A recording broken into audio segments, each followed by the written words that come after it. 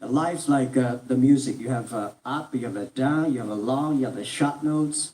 And I like your American movie. Life is like a box of chocolate. You never know what you're gonna get, right? So I'm pretty optimistic. The opportunity in the future for equality is huge, because in the last century, the IT is for big companies. The globalization is for big companies. But now with the technology, we can serve those 80% of the companies that never been served. We can serve the 80% of the young people that have never been served. Technology for internet is so cheap, so easy to use. One of the reasons why we grow in China e-commerce so fast, much faster than the US, is because our infrastructure of commerce in China was too bad. When it is too bad, something happens and goes. Today we are working on the rural areas of China. I can never imagine that China, about 800 million people still live in the rural areas, are farmers. And there are about close to 200 million people. Their income is less than $1 per day. And before the internet, it's impossible for these guys to reach the PC because it's so difficult. Even people like me, I don't know how to use a PC. But now 80% of the farmers, those people using mobile phones. When I have the mobile phones, the internet, the data, things change a lot. So I'm excited about the future.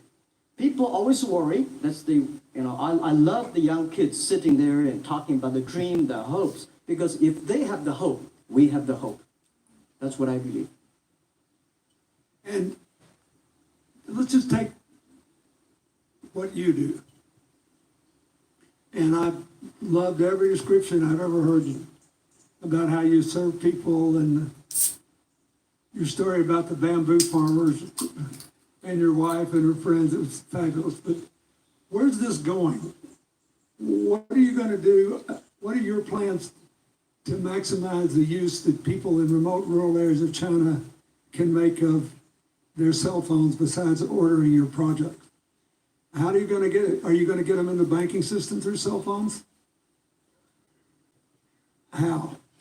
Well, we never know that we can grow so fast. The past 5 months, we covered 4,500 villages.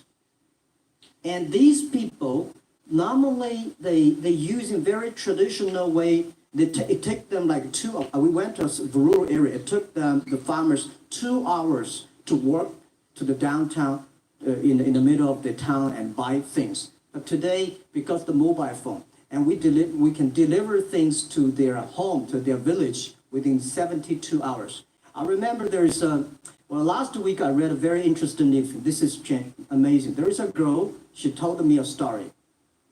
She said her grandfather, 92 years old birthday.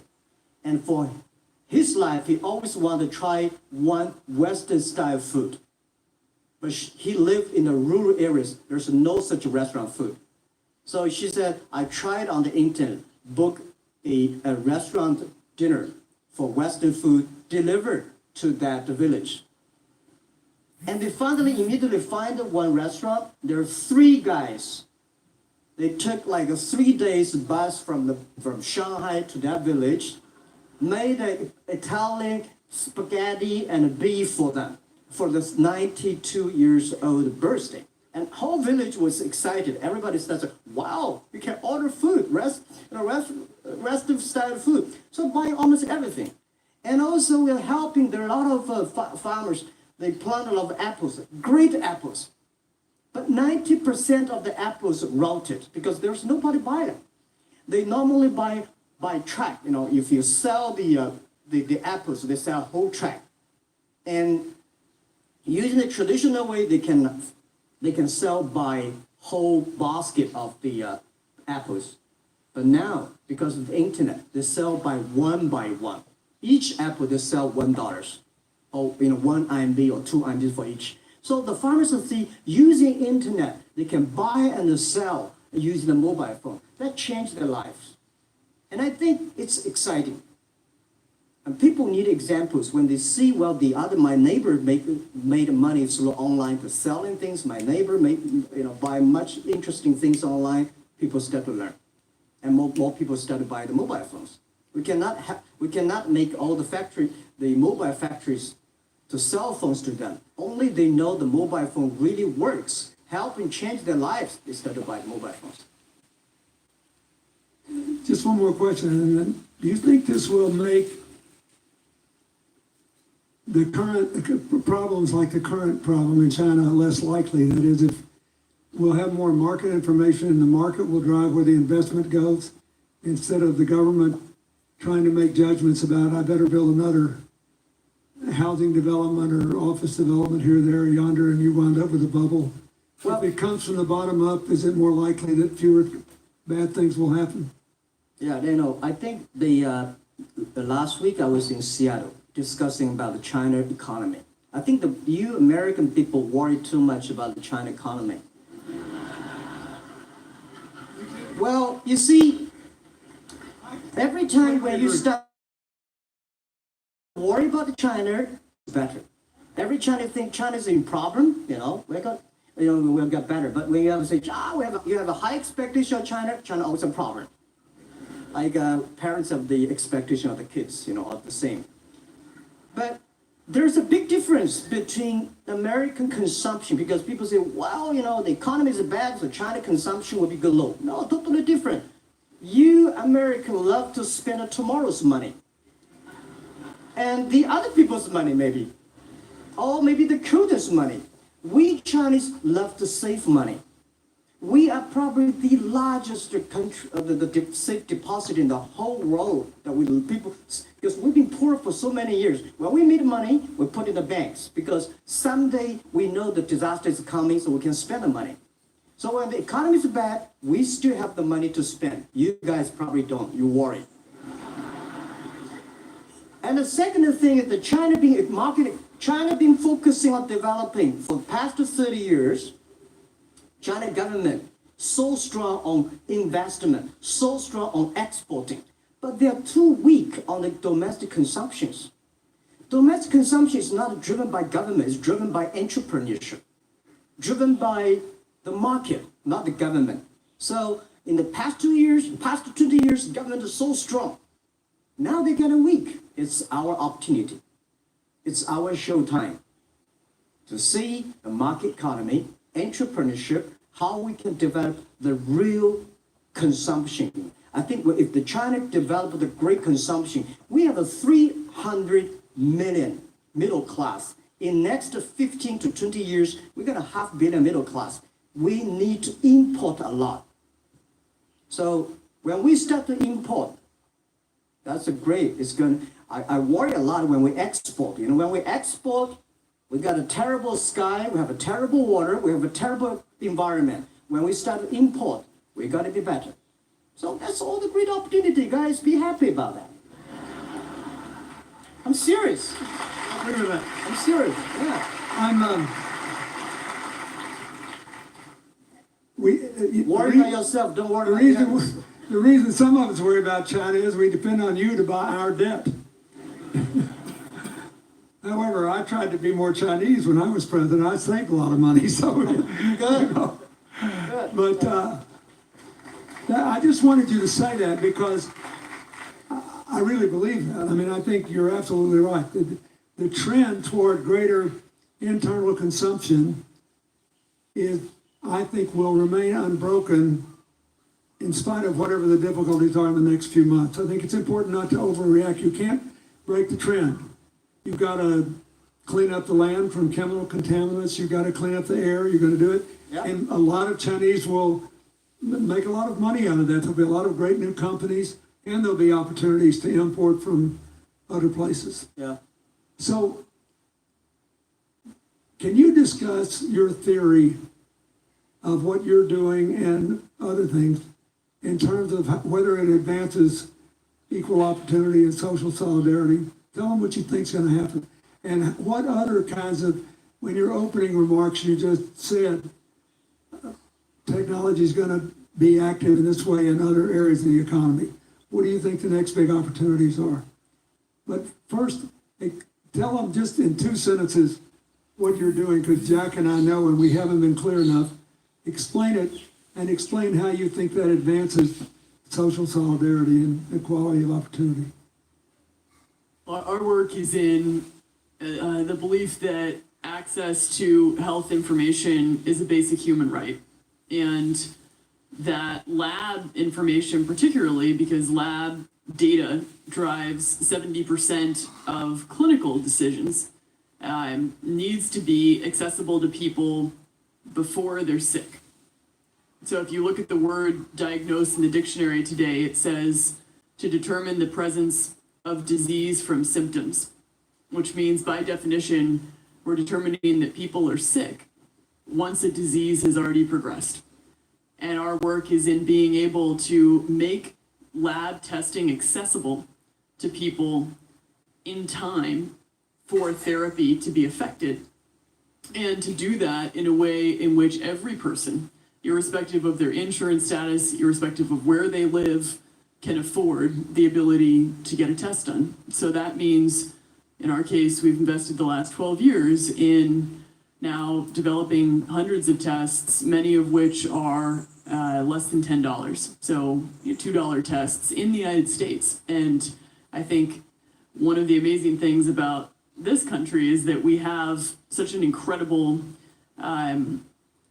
ecosystem for fueling creativity, and that creativity can create new markets. So in answer to your question about the market being able to conform itself to social good, I think the creativity that goes into creating these new technologies creates new markets in and of themselves. And our basic belief is that those new markets come from empowering individuals and enfranchising individuals and trusting that individuals have the capability to engage with information, and in accessing that information, beginning to take control of their own outcomes and their own health outcomes, and in doing so, changing the way our healthcare system works.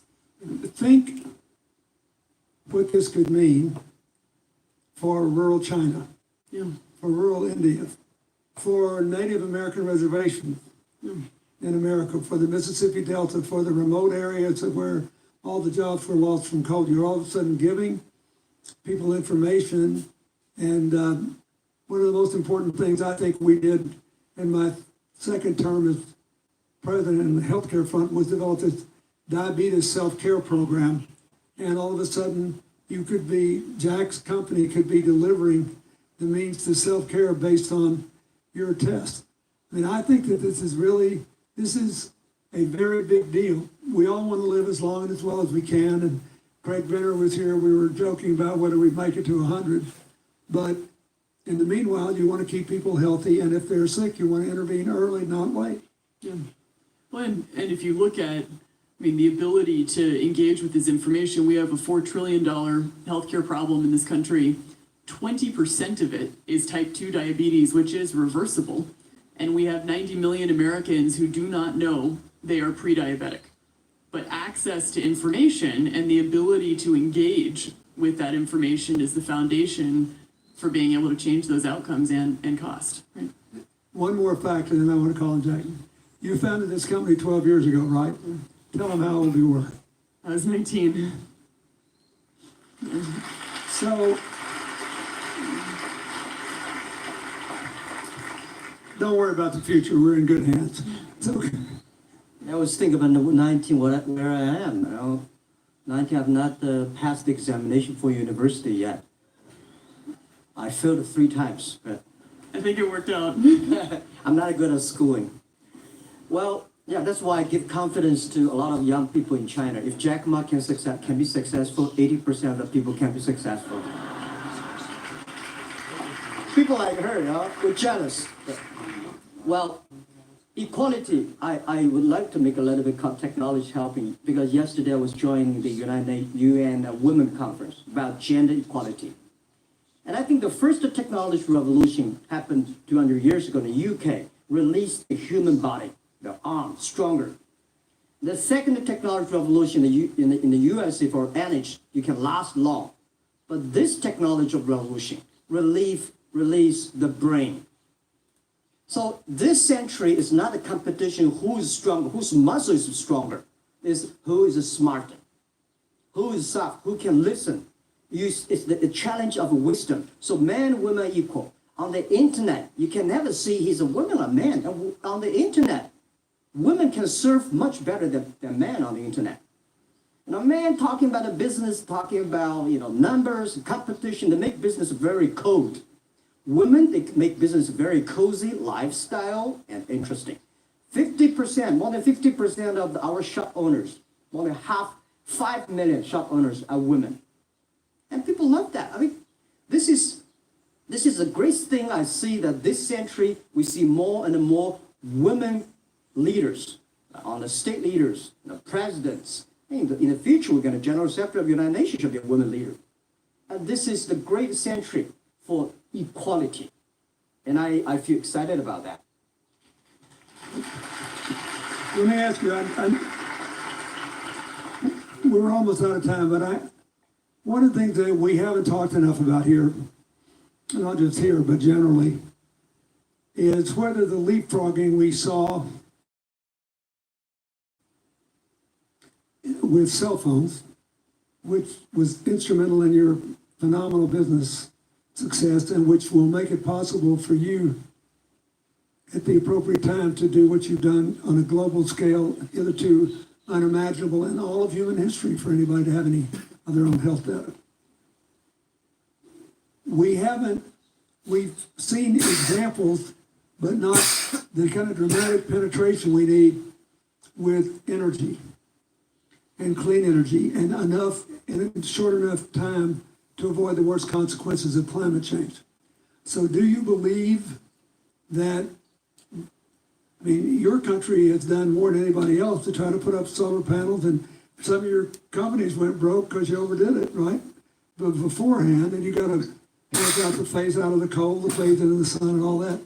Meanwhile, Africa, which is growing like crazy because of the cell phone in no small measure, and has 6 of the fastest growing countries in the world, still has vast swaths of its land totally dark at night.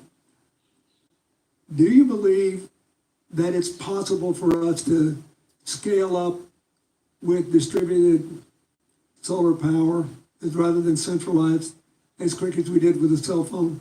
And if so, and if that were your business, if you had to quit what you're doing today and start there, how would you do it? And how would you do it? Lady first, I know that. I'm such a huge believer in technology, and I think especially right now, we're at an incredible time in terms of new technology and the ability to apply technology in a scalable way towards solving some of these problems. So I would look at it in the context of some of the renewable solutions that we already have, and in the context of empowering, connecting individuals with access to those solutions, and in the context of creating markets around them. I think that there's real opportunity to actually create an ecosystem in which people can financially benefit from these solutions, and I think that's going to drive an adoption. I think in developing economies, there's a revenue stream associated with that, and the more we can turn even already some of the technologies that we have into markets, the more that we can fuel, I believe, local growth and individual engagement in beginning to adopt some of these solutions. Just related to that, Jack, you answer it, and then I'll ask you one final question. Yeah, I'm a strong believer that technology can make world much better, because people say China economy is getting slower. I'm happy about the 7%, even 5%. Even 5% of the GDP of the number of China, of the second largest economy, is big enough. But you don't expect China to keep on growing 11%. It's like one human body. When you're 1.8 meters tall, you cannot keep on like a 10% growth every year. You have to grow the quality, your mind, the wisdom. So I think China needs new technology to solve these problems, and which today the data, the clean technology, all these things that China is supposed to do. If we keep on the tradition, the old ways, we'll go nowhere. This is why I feel excited, because people ask me, what is your dream now? Because I never thought I would be today. I can sit here talking to president. I'm like a guy, on the street, and like failed 3 times for university, 5 times for high key schools. I applied for 10 times in Harvard School, all rejected.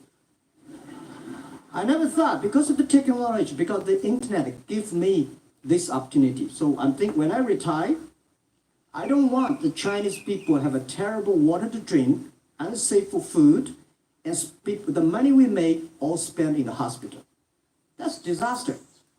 So how we can using the technology to enable young people, the great chance of this world, don't worry about it. We got 1.4 billion people who were born in 1980s. They are the people of the internet times. They are going to have new ways to solve the world problems. The things you are worried about today, they can solve it. And human beings have these kind of worries for centuries. And young people can always solve it. And today, when you have the right direction, clean energy, the climate change, all these issues, they will be solved, and these are the great opportunities ahead of us. Anything else? I agree with that. I think the more we can enfranchise people, the more we can create ecosystems in which individuals are empowered, the more we give rights to individuals to be able to build businesses, to be able to pursue the economic benefit of technologies, the more you see these markets change. Before they leave the stage, I want you to look at them. And I want you to think about the time we have had to spend here dealing with the refugee problems in Syria and Lebanon. Stand up, Elias. This is my friend Elias Bousab. He is the education minister in Lebanon. He's got to educate all these kids. And so he left a miracle that very much reflects the lives that Elizabeth and Jack have lived. He was in a very responsible position at the American University of Dubai. They started bringing American scholars over there to live in an Arabic culture. He did all these wonderful things. Lebanon got in trouble. He went home to save his country. What is the difference? How much more could he and every smart Lebanese person do if they could focus on these things? And why can he not? Because the place is dominated by people who think their differences are more important than their common humanity and their common challenges. You cannot imagine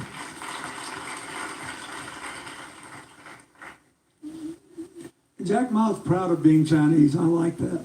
He never hid it. He's happy about it. I'm proud to be a global citizen. Yeah. And I imagine Elizabeth's proud to be a blonde-haired, blue-eyed American techno whiz from Northern California. Yes. But they don't, not a word either one of them has said has defined the meaning of their lives or the direction of their work with negative reference to someone else.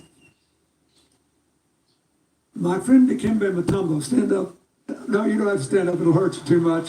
You're an old man. My 7'2" tall friend was just inducted into the National Basketball Association Hall of Fame. And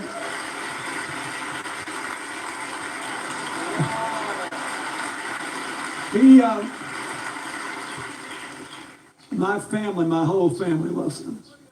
And I have seen how much he has given back to his native country, Congo, which has been so troubled. I've known him a long time. We both went to Georgetown University. I did before he was born, I think. I've never heard him say a resentful thing about anybody. I have seen him give and give and give, try to give the people in his native land opportunities. Why am I telling you this? He's had a good life because he never defined his life with negative reference to anybody else. He never begrudged anybody else's success. And he thought he had an obligation to help other people. I'm telling you, we are back in a time of collective global insecurity where the main struggle is the oldest one in human history. just in modern techno realities. I mean, if you were trying to build the Middle East, you would think about our permanent sponsor here, the ambassador from Oman, who her government tried to help head off a calamitous war in the Middle East over the nuclear issue in Iran. We all pray to God that it'll work out all right. And the lead she made. You look around all these places, wherever people are putting aside their differences and working together, good things are happening. We cannot achieve economic or social equality without living in the factual realities of the world we face, looking at the obstacles, looking at the opportunities, making the best decisions. And those of us who even feel good about ourselves because we think we spend a lot of time giving, our whole goal should be to work ourselves out of a job.